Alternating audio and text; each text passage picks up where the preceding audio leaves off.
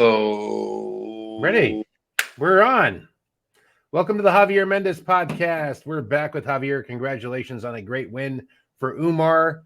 A very challenging fight, but he looked very precise. A great game plan, well executed. How did you feel throughout that fight? That was his first 5-rounder, right? Yes, that was his first 5-rounder. Were prepping him throughout the camp how to handle the last 2 rounds like a champion. So I was always on him after the third and fourth round, in practice, telling them this is what a champion goes through. This is what you have to do. You got to put your head up high, even if you're super tired. You cannot let your opponent know that you're tired because that's a sign of weakness, and that'll give him, more power. So take away his power by showing him that you are basically the one in charge here. So basically what I was doing to Umar, I was screaming and not screaming. I was talking to his ear. You're the champ. Okay, this is what we were talking about. This is the go time. And Khabib was letting him know in Russian, I guess, that this is the last 2 rounds. This is what's making you, et cetera, et cetera. So it wasn't like on the spot, like this is what's happening. No, he was being trained during training camp how to, respond in the later rounds, because obviously, we're not rookies. We knew this was going to be something that had to be done. Otherwise, we would not have done our homework. And Khabib is nothing but a professional and a great coach. So I were on the same page, but we were both doing our own thing. I was, whispering it in his ear, but Khabib was speaking in Russian.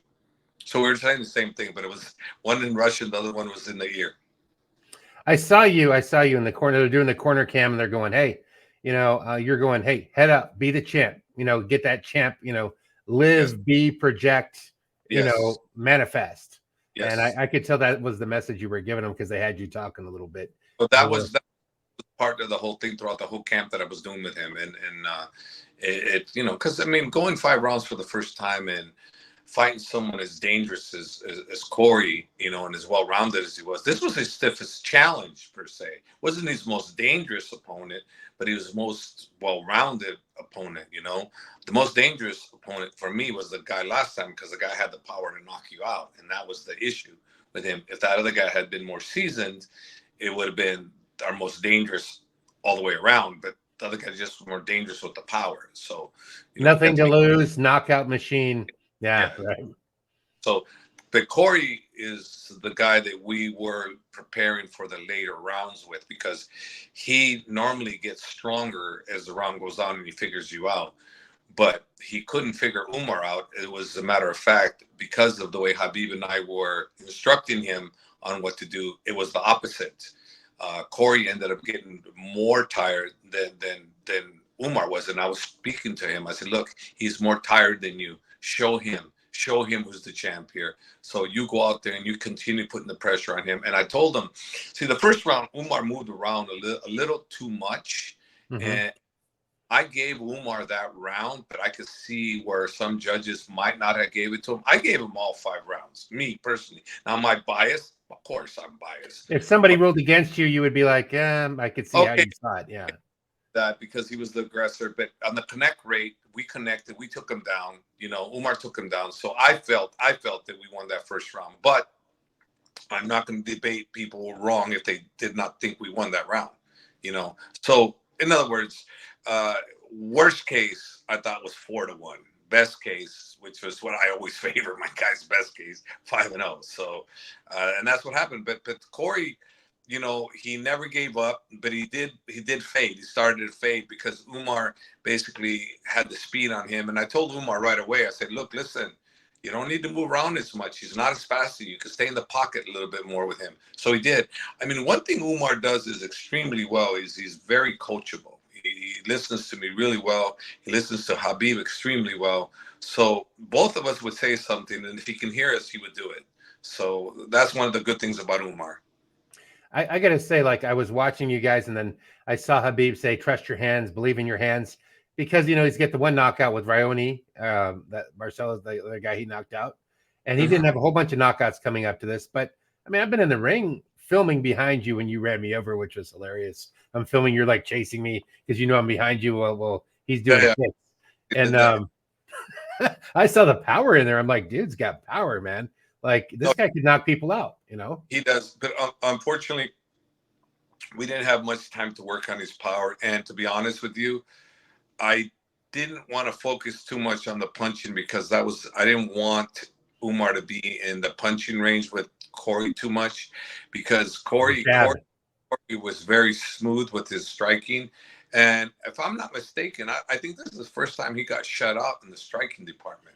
Like not shut out, but he was the one fading. He wasn't the one improving as the rounds went on. He was fading. And if I'm not mistaken, I think this is the first time at a high level this happened to him. Yeah, I did see that. I was like waiting. It looked like he was going to accelerate. And then Umar's like, oh, I have gas and I have nitrous left in the tank too. Let's go. And then his nitrous started wearing out. And then Umar started pulling ahead. Yeah, And, you know, not by a million miles, but enough to be like discouraging to the guy that's used to pulling ahead, right? Yeah, I put it in his ear. I go, I want the last round to be a championship round. You destroy this guy the last round. You let him know who's the champ in the last round. I told him that. I said, Umar, you let him know now. You know, so I wasn't speaking so they can hear me. I wanted him to hear me. You know, only him to hear me. I don't need anybody else to hear me. I only wanted him to hear me. And so, and then plus I had 2 mics on me. You know, because Khabib won't get mic'd up just in case he swears, which I don't know if he swears because I don't understand Russian, so I have no idea swearing or not. You know, and I don't swear. I don't need to swear. I don't think I've rarely ever have sweared in a corner, so I'm safer. You know, on word choices. You know, so. You know, it worked out well. You know, I'm so happy to have such a great corner with me, and having Usman in the back was pretty cool. And then Shamil, another, you know, well, everybody had their say and their advice to give to him. But unfortunately, I didn't know what they were saying because they were all Russian and I was the one speaking English. They weren't speaking, you know, English. And then a few times I would say something in English. Khabib will, coach, they're hearing you. I go, I know, I want them to, you know. I brought some up the other day about the Russian language. So one time when I was there with you, and we were there for Khabib's camp in Dubai, I had said a few words to them, and Russian's their second language, their Dagestani province language. They all have different ones. It's the center language in which a lot of them communicate. Like Khabib and Umar probably have the same language, different than Islam. You see what I mean? So it's like they heard a few of my words. They go, he speaks Russian, because that sounded just like them, because nobody was really mastering it. It's like the middle language. It was hilarious. I go, no, I really don't. I know 10 words. You know what I mean? They all have village language, and it's different. There's something. Avar is one of the names. I don't know the other names, to be honest with you. I just think it's all the same to me, but it's not. I mean, 3 miles down the road, there's a different language than what you speak. Isn't that crazy? Like town to town. Pretty wild. So what did you think about Tony? We'll come back to us more, Umar, probably, but what do you think about Tony Ferguson, like 8 in a row streak? Is it time to go? I mean, not to be mean to the guy, he's got enthusiasm and all that. It's not like he's taking, you know, Chuck Liddell knockout 7 in a row, but they're shutouts pretty much, I think. I don't know. I just think that I see him deteriorating. His desire to fight, his you know, he tapped. Okay, and my honest opinion, I thought a young Tony would have been out before. Never. You know, so I think at this stage of the game, I just think he's, you know, he's older, obviously. I mean, in the losing that many fights is weighing heavy on him, and he doesn't want to end his career like that. So let's see what he does. Let's see what the UFC does. I mean, I cannot blame him if he doesn't want to end up going out like that. I cannot blame him. And I would not say, bro, you need to give it up. No, it's not for me to say. You know, he doesn't want to be told what to do. He did 1 glove, not a full retirement. I don't blame him. I mean, especially if that's how you make your living. What are you going to say, right? Like, no, I'll be at work. You know what I mean? Yeah, I mean, he's not by any means brain dead or anything like that. It's just his body, his everything is not the same. He's not, you know, he's not the same guy he was, you know, 6 years ago. He's just not. You know, that's a fact. You know, he's just not the same fighter. But mentally, I mean, when you hear him speak, he speaks the same. So he's not like punch drunk by any means. So I don't know. I mean, I'm not, you know, I'm not the one telling him he should retire. That's on him, you know. But 8 in a row is kind of be tough for the UFC to want to give him another shot. I do feel that. But remember, BJ Penn, if I'm not mistaken, lost like 7 in a row too, or 6 in a row. Him and Chuck, I think, were some of the longest ones. Usually it's 2 fights, you're out. You lose 2, you're gone.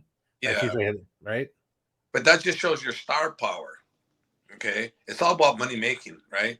And if Tony was not a money making attraction, then guess what? He might have gotten cut after 2 fights. But this is his 8th loss and not 100% cut yet. So what does that tell you? He's probably a star. So I'm just saying, you know, he's not the same. Him retiring is his business. I mean, the UFC wants to not resign him or cut him. That's their business. They do business that they want. Tony decides what he wants to do after that. Right. I'm not going to say you should do what you want. No, you're not. We don't play judge and jury hardcore on this. No, not at all. I'm not playing that on. It's his business. I'm just stating the fact. This is his 8th loss. He didn't look like the guy I remember, 6 years ago. He just didn't. So apparently, I think Donald Trump said that Khabib was his most favorite fighter on August 5th. What do you think about that? He has stated that. He stated other things. I mean, Donald Trump is just a great leader, and let's see what happens. Let's see if he wins the election. I don't know. I mean, I don't have a crystal ball. I mean, I just know this: whoever wins the election, I hope that they do something about the humanitarian thing and try to hopefully stop the wars from happening, because innocents, especially children, they don't need to be harmed, and if the U.S. can help, then I think the president, elect should at least try to end these wars and not support war. Because to me, Len, it's like any child's life is tragedy, man. It is. I get the adult thing. Okay, you and I have a beef. You don't like me. I don't like you. All right, we're going to shoot each other, but why do I got to shoot your child? Why do you have to shoot? What did they do to you? That's all I'm saying. That's all I'm saying. I'm not this gang mentality where, in some gangs, some tribes, they kill everybody in your family because they don't want retaliation. So that's the mentality some gangs have. So maybe some countries have the same thing, get rid of the whole crew. But I'm just saying I'm not of that mentality, and I don't ever want to be of that mentality. I don't feel God, feels that we should be, in the right when we take human lives. I think that's God's decision, not our decision. And I think when we take it upon ourselves to take a human life, I think that, God's going to judge us, and I can't judge him. That's true. I agree. I feel bad for the children and the innocents, but the judgment is going to come by God, not me. Yeah, that's true. Did you see the Shara Bullet fight? Did you watch? Yes, I saw it. Very exciting. Yeah, I was glad he won. That guy at first, I was like, oh, he hit him with that one, clipped him a little bit, dropped him a little bit, didn't really catch him clean. Got him early. Forced him off balance, and Shara got back up, and it was the most exciting fight of the night. I enjoyed that fight. That's actually the only one I actually really watched, to be honest with you.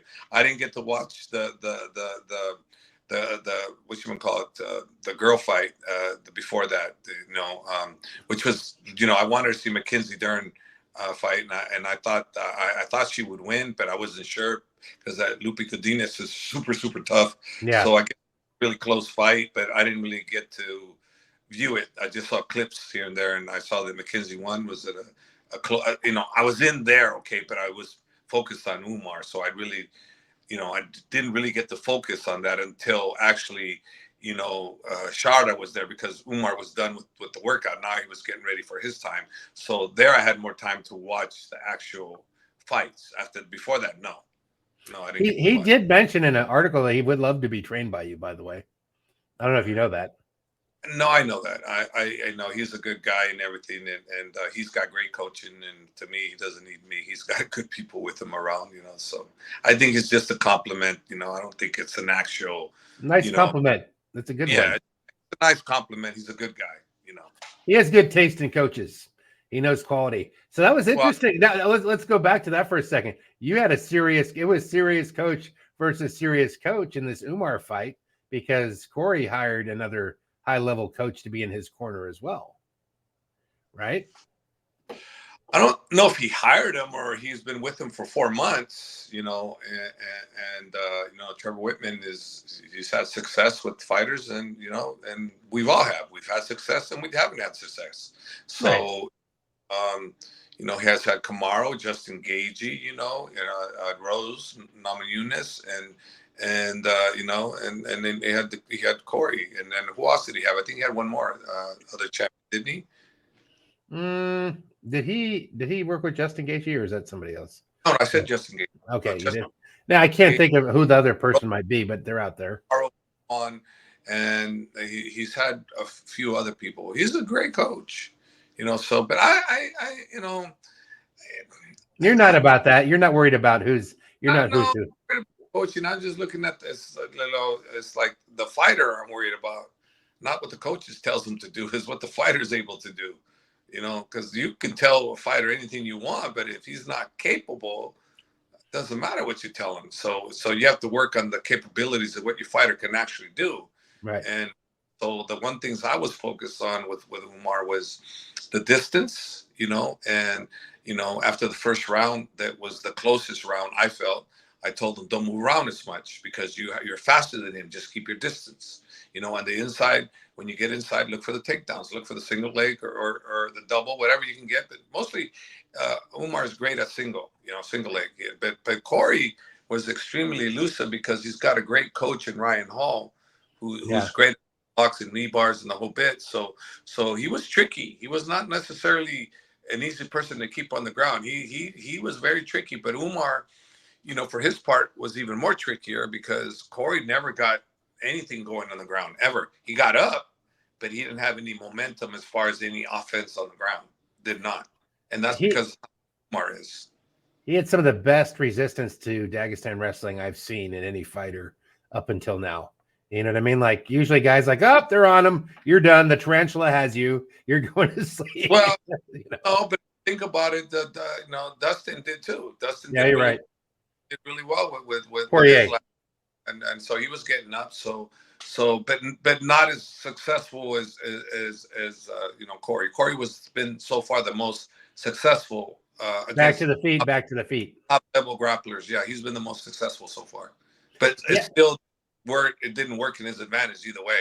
And the fact that Umar's such a great striker, and I told people that I felt Umar could outstrike him if that's what we need to do. He proved his point. He outstruck him. Did he outkick him? That was pretty close, I would say, but it's the punching that we did a little bit more damage, I believe, in the punches. We got in. And as the rounds went on, Cory's output became less, not more.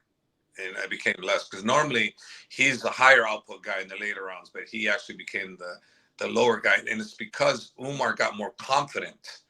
He got into the championship rounds. He got more confidence. So it's exactly what we needed for the next step because going up against O'Malley or Merab, whoever it may be, it's going to be another challenge in itself because it's for the title.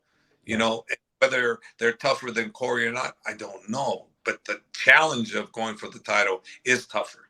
That in itself, is a tougher challenge because of the mental pressure you put on yourself. So by that alone, it's a tougher fight. Just that alone.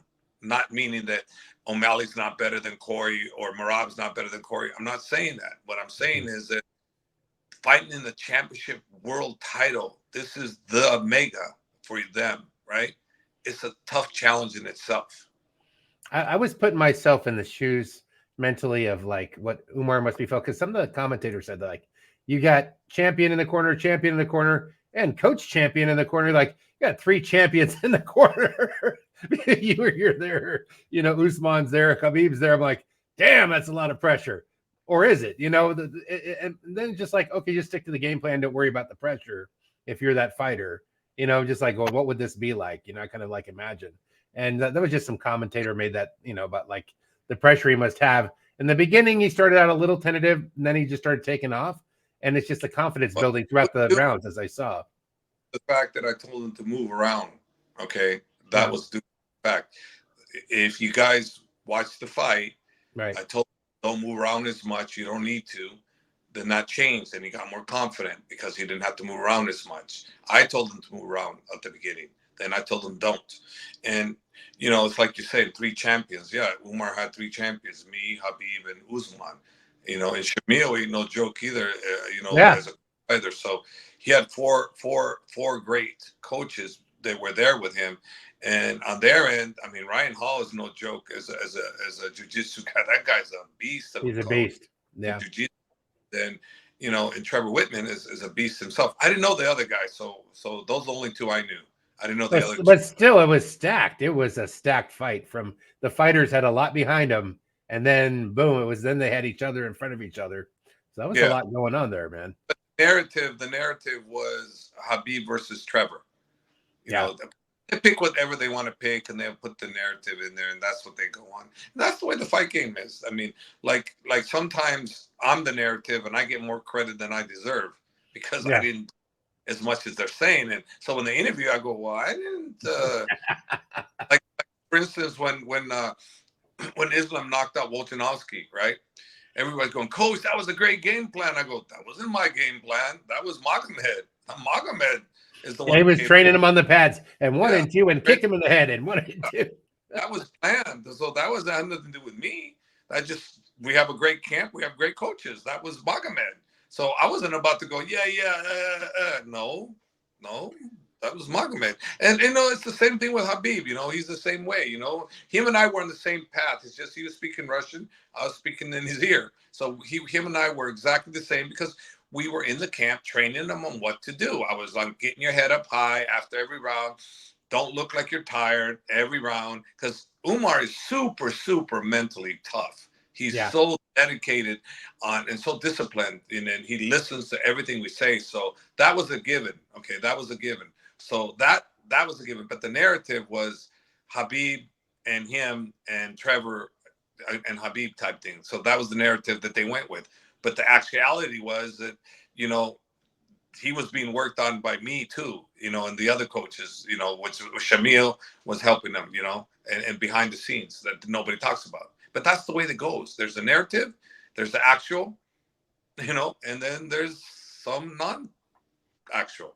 There's some football. There's some football coach where the quarterback probably called an audible, like he changed the play in the middle of what the coach just told him, and he threw for a touchdown because he saw the defense move in a different direction. And so the coach is like, "Good job, Coach Belichick." He's like, "Yeah." But it was Brady seeing the changes and made the change. So in this case, it's the same thing. It's like, you know, I say something, Khabib might have said something that changed what I said, or the vice versa. Or maybe Shamil said something that is opposite of what Khabib and I said, and it went out and worked. That's the way the fight goes. You know, that's why you need to have reliable, dependent corners that know what they're doing, because not all of us are correct every single time. Sometimes we do make errors, you know. I do know for a fact on my cornering, I'm pretty good at. I do a really good job of cornering. If people watch and they see, they'll notice that, wow. And I choose my words, I focus, and I look at the fight. And I'm not looking at crazy. I don't go crazy. I stay focused on them. And this time around, I decided to leave Khabib alone and all those guys alone. So I didn't, and when they went crazy and stood up, all of them, I didn't even bother looking at them. I stayed focused on Umar. I didn't want to talk to Khabib because I'm already accepting that, you know, let Khabib be who Khabib wants to be. That's the way he coaches. That's the way he corners. Leave him alone. I'm not going to try to calm him down anymore. So I didn't this one. If everybody watched it, they'll see I didn't try it one time. I just stayed focused on Umar. And I watched when I wanted to speak. I've made sure that I was speaking when he could hear me. I think it's interesting because you've been in the rounds, championship rounds, and yourself when you were fighting back in the day. The experience is different, but the same. It's like high stakes, top of the mark, where your mind is, what you're doing, how you're performing. And, you know, someone giving you good advice, and you're probably able to visualize yourself and see him and like put it together different than, let's say, I was good at holding pads, but I never fought. You know what I mean? It really probably makes a difference for a coach, you know, success rate.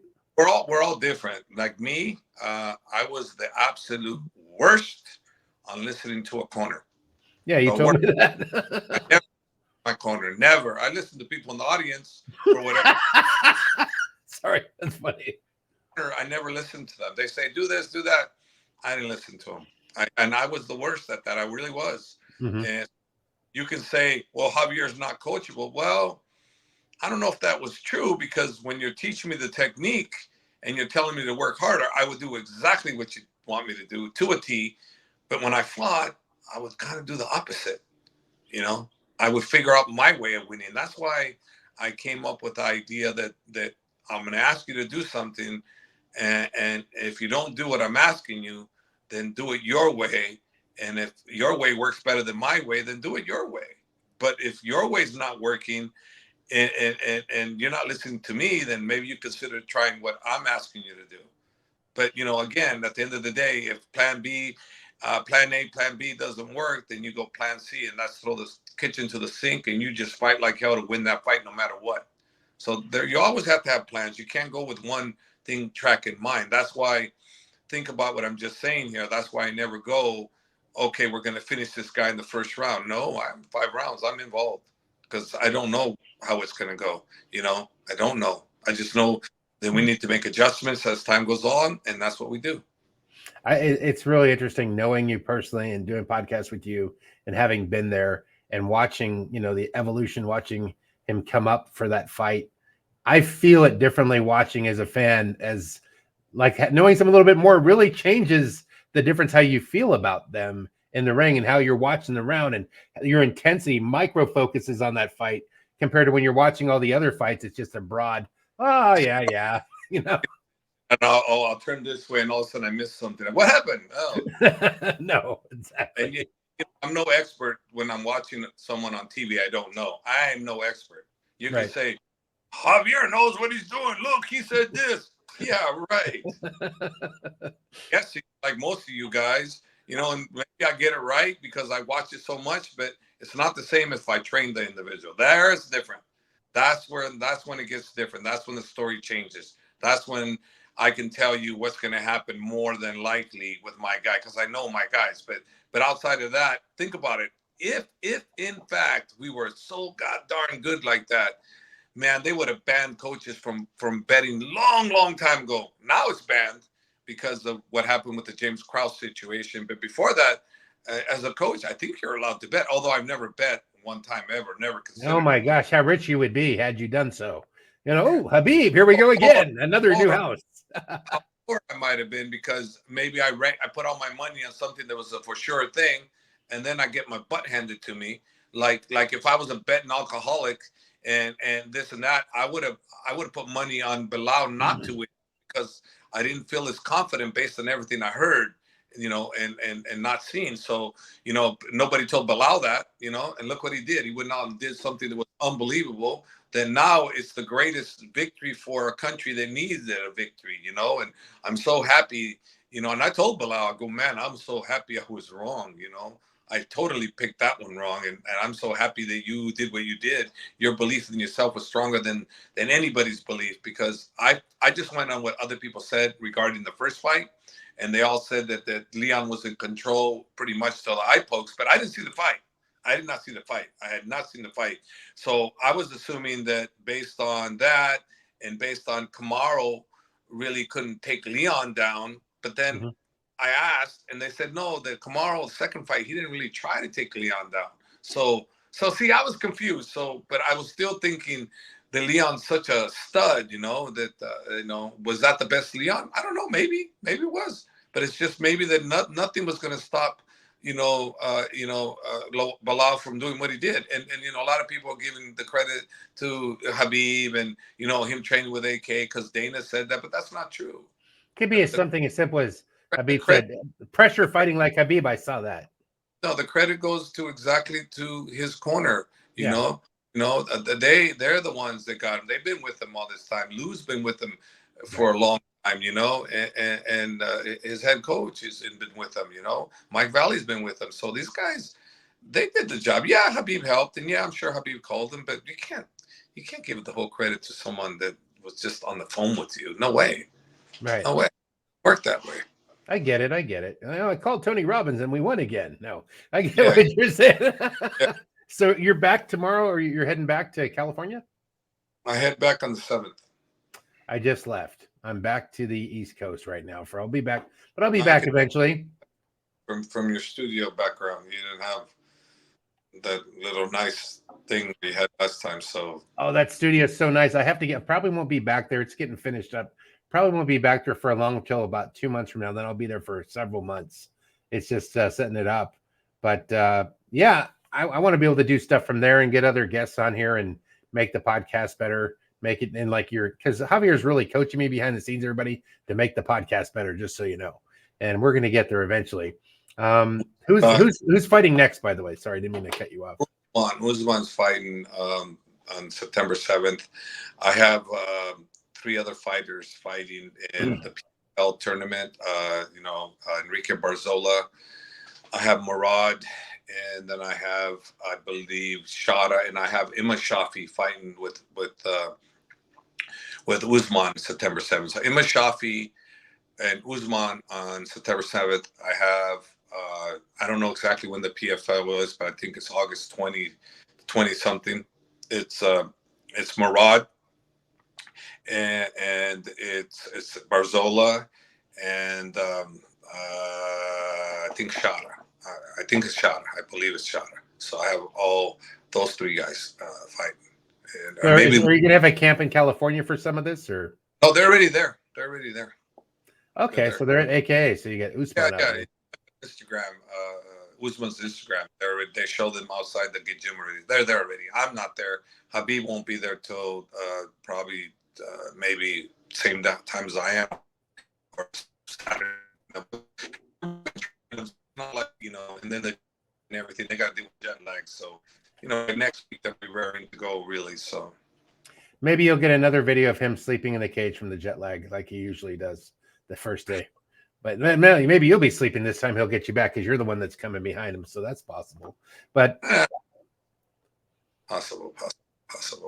if he wants to come on the podcast, let me know. He did one in Rush on the Khabib channel. He's like, let's go. Let's talk about it. He started a podcast. So I think he's with the podcast idea.